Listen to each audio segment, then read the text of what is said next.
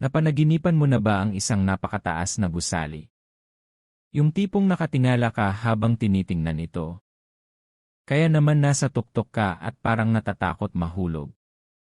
Minsan nakakabilib, minsan nakakatakot. Pero ano nga ba talaga ang ibig sabihin nito?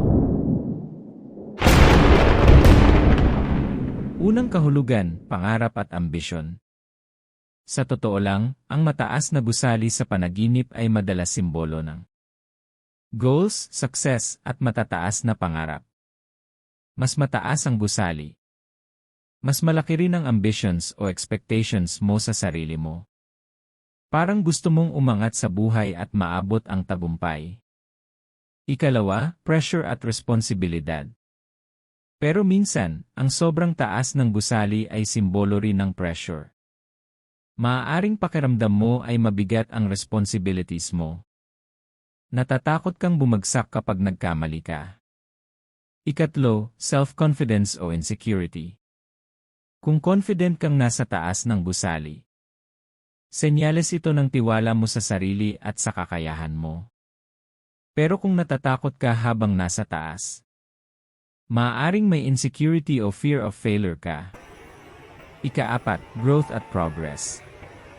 Ang pag-akyat sa mataas na gusali ay simbolo rin ng personal growth.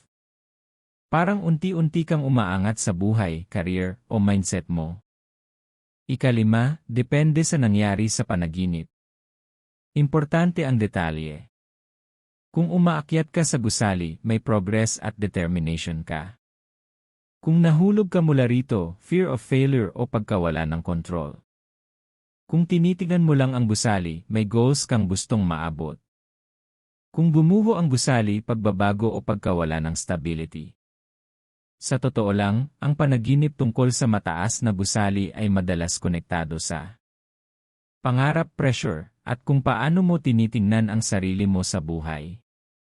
Kaya kung napanaginipan mo ang mataas na gusali, tanungin mo sarili mo, ano ba ang pangarap o pressure na sinusubukan kong abutin ngayon?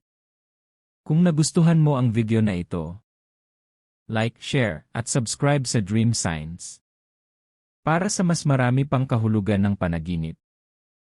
At ikaw, nasa loob ka ba ng gusali o nakatingin lang dito? Ano ang naramdaman mo sa panaginip?